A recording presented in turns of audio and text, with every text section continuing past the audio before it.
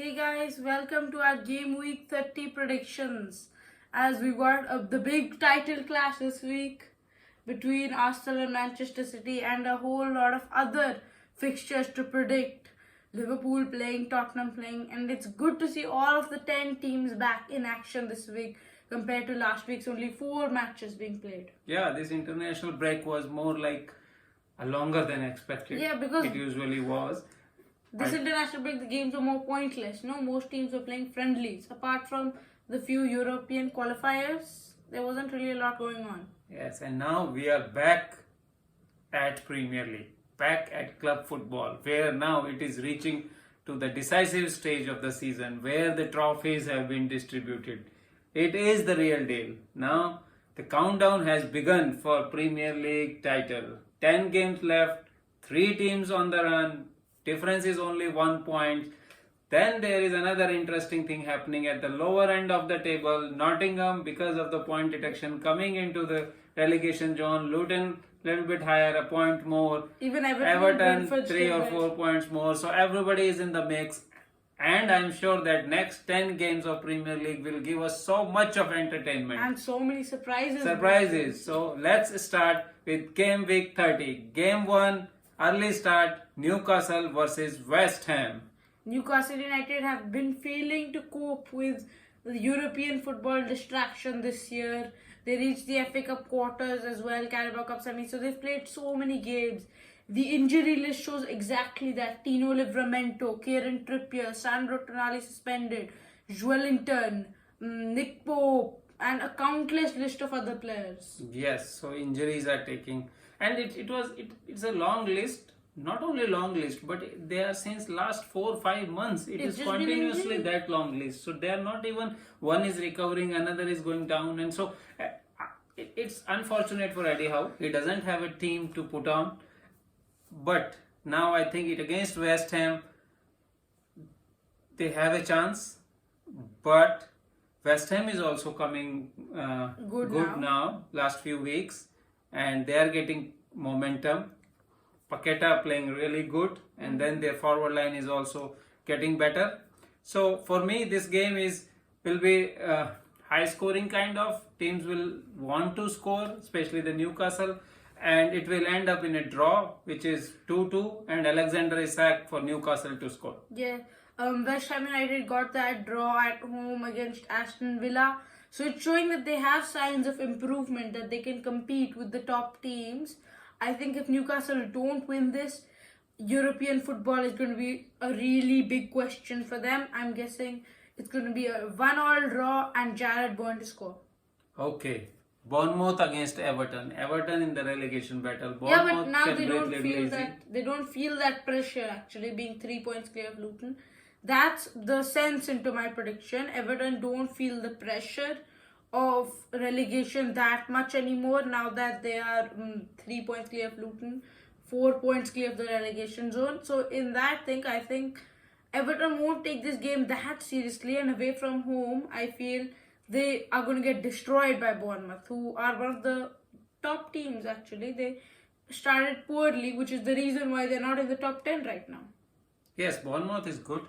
And Everton, as you are correctly saying, there some of the pressure will be released, but I don't think it's off totally, because 4 points and 10 games remaining in the season, it's not much. They are not really safe for me. But then they will have a false sense of security, and that will end up them losing this game 2-1.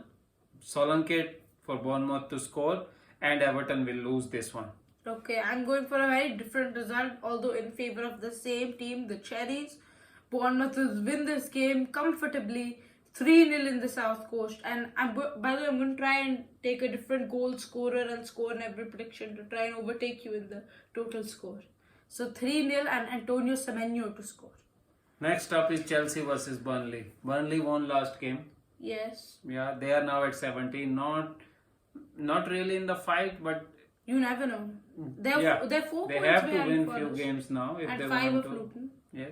Yeah, this is a game which I think Burnley can feel like, okay, we can maybe get Chelsea under a bit of pressure. Although it's away, I just feel Burnley are going to cause problems for Chelsea, who won in the FA Cup last weekend against Leicester City. I'm going for a very tight, cagey game, typical Burnley style, not company style, but I think Burnley are going to need to play like that. I'm not sure if they will. 1-0 and Cole Palmer to score.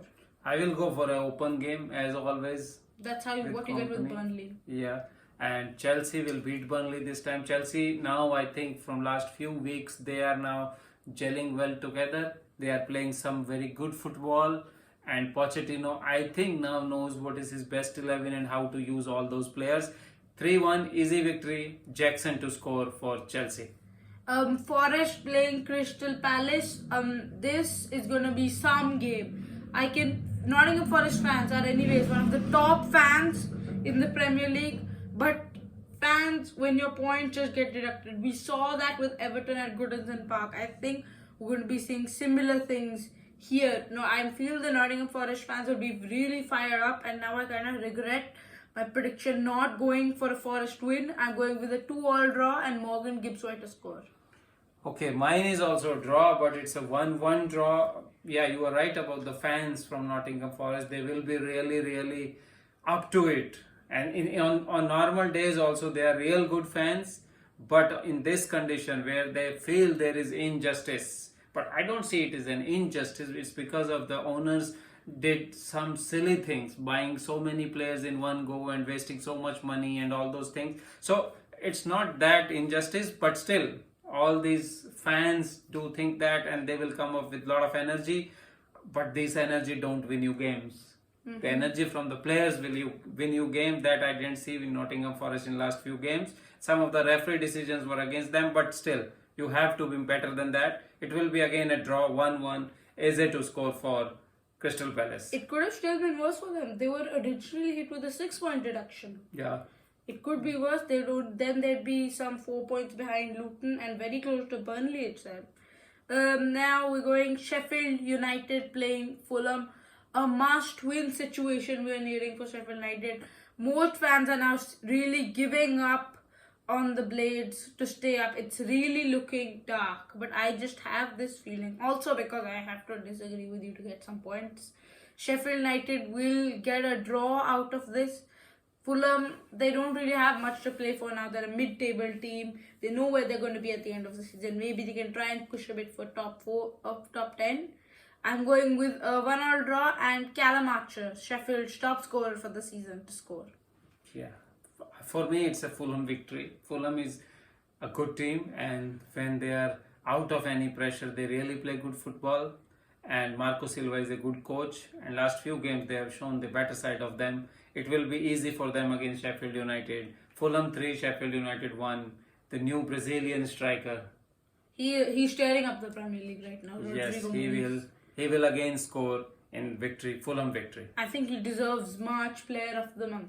Yes, he do. Okay, now we really need to talk about this. I don't often like going so back, but now we're going to have to go 15 days back because Tottenham were playing Fulham. Nothing crazy. Most people not really interested in the match. Tottenham, I think it was at home, they lost 3-0 to Fulham. First time in so long with no goal. Yeah. It's a real struggle for Tottenham. I don't know what happened. Can you explain? I think Fulham was better on that day. Tottenham did not take their chances. No, And but every time when Tottenham plays, they are too open at the back. I have always noticed they are too. They play high line, and then when the teams get it right against them, they can score many goals. So, yeah, that was Fulham was very good on that day. Just like Fulham was against Man United, they were really good on that day and they could beat them. Same for Tottenham game, and they could beat them. But now Tottenham has to play Luton. Luton again is also a very energetic team. They also play their football in a very, very composed way, very, very fascinating way, I must say. And whenever there is a Luton game, it never seems like a pass. Like a normal game. Yeah. It's always interesting one. So in this I think Tottenham will be too much for Luton because of their strikers, and they will have an easy victory, 3-1, Son to score, and Tottenham's push for top 4 will gain some momentum which was gone after Fulham win. Yeah. I think we're going to come back to the typical Ange Postecoglou style. It's going to be 5-goal thriller, favouring Spurs, 3-2, scenes at the Tottenham Hotspur Stadium, and James Maddison to score. Okay, next up is Aston Villa versus Wolves. Wolves playing some good football. Aston Villa pushing for the top 4. I think it will be a good game. And Aston Villa, I am predicting Aston Villa to win because Aston Villa are pushing for the top 4 and that will give them some extra energy. Wolves had that unexpected loss in FA Cup quarter-final. Yeah, to Coventry. Yeah, that was surprising. But then this game, Aston Villa will be too good for Wolves. It will be easy victory, 2-0. Ole Watkins, who is now fresh from the English duty, he might be more confident. It will be 2-0, Watkins to score. Yeah, these are both teams in this Midlands derby. Two teams which are chasing very similar goals. Wolves looking for Europa League, maybe Conference League, whereas Villa trying for the top 4. Villa really need to win this game to make a little breathing distance between them and Tottenham. I don't think so. I think in a derby, it's always a derby, and there's never like a favourite in these kind of games. 1-1 draw and Douglas Luiz to score. Next up, Brentford versus Man United. You remember the last time this happened? Scott McTominay came off the bench and scored 2 stoppage time goals. Okay, that was crazy game. Brentford was thinking they have won the game, but then Man United had another ideas, especially McTominay, and he won it for them in injury time. This time it will be more comfortable. The forward 3 from Man United, Rashford, Garnacho and Howland, are now gelling, I must say. And then they have some players, some ammunition from the bench also. Amad Diallo. In the form of Amad Diallo, Anthony, and then Mason Mount again healthy. So the players are coming back, which was one of the excuses what Ten Hag always gave, that he didn't have a full team to work with. Now he has a team. He should be winning it. He will be winning it. I predict them to win easy. 3-1. Garnacho to score. He is having some season. Yeah, Brilliant. he's some real player, reminding me of that young Cristiano Ronaldo. Yeah. Yeah, Brentford striker Ivan Toney was on at international duty, single-handedly won a penalty and then coolly composed it as the coolest penalty walkout I have ever seen. Ivan Toney will be the reason why Brentford will leave this place with a point and then reach 27 points, which is a bit away from Nottingham Forest's 21 and Luton's 22. Next up, on Sunday, Liverpool against Brighton. This fixture always promises goals, but in recent years, it's starting to favour Brighton more and more. In the last 5 games in all competitions, Liverpool have only won 1 game. Okay, rest of them are draw. Once Brighton won. Twice. Okay, so what do you think about this one? I think Liverpool really need a win here because they know City are playing Arsenal, and if not both teams, at least one will drop points, and Liverpool really need to capitalize on that. I have had this feeling over the past few years whenever we're in a title race, whenever the rival drops points, for some reason we always drop points too, missing opportunities. I think this time we cannot allow that to happen. It's very unrealistic prediction from me. But 4-1 and Darwin Núñez to score. Is he going to be available for this game? Yeah, I think so. He will be. That's what I think. But for me, game is at Anfield. Our team will be pumped up with the title race, with Klopp. The last 10 games in Premier League for Klopp. Team will be really pumped up. They will dispatch Brighton easily. It will be 2-0, easy victory. Mohamed Salah to score. As much as Brighton is good team, but they have some injuries. Even the players previously who used to trouble us, like Mitoma, like Solimarch, Trossard, and other players, they are not there, and it will not be easy for Brighton. Liverpool will have easy victory. Even the game which was at Brighton Stadium, Amex Stadium, we were supposed to win easily. The Gravenberch chance. If he scores that, game turns into 4-1 and 5-1 for Liverpool. But he did not score, and then it came back to haunt us, and it was a 3-3 draw. But this time Liverpool at Anfield will not make a mistake. They will win 2-0 Liverpool victory. Okay. Now on to this it's unfair to call this game a match of the week because it's so much more than that. But anyways, match of the week. We've got Vikings in this game. We've got Star Boys in this game. We've got Snipers in this game. Manchester City at the Etihad Stadium against top of the table Arsenal. Yes, last year also when there was still 10 games left, Arsenal were leading with few points, and then there was a game between Arsenal and Man City, and everybody was like, okay, this is the one, and then Man City easily dispatched Arsenal that day. What do you think? What are the changes Arsenal? Saliba for holding and Rice for party, and those are significant changes, which makes me feel that this game will be much tighter, but I'm still edging towards the blue side. Okay. I don't want it to be like this because I feel if I'm going to have to compete with one of them, I'd rather choose Arsenal because of their lack of experience. But I just feel that Manchester City will come out on top in this fixture, especially on the fact that they are unbeaten since the 16th, and I don't even remember the last time they lost at home anymore. Honestly, they are so good at the Etihad. I'm going with a 3-1 victory, and arguably the best player in the Premier League right now, Phil Foden, to score.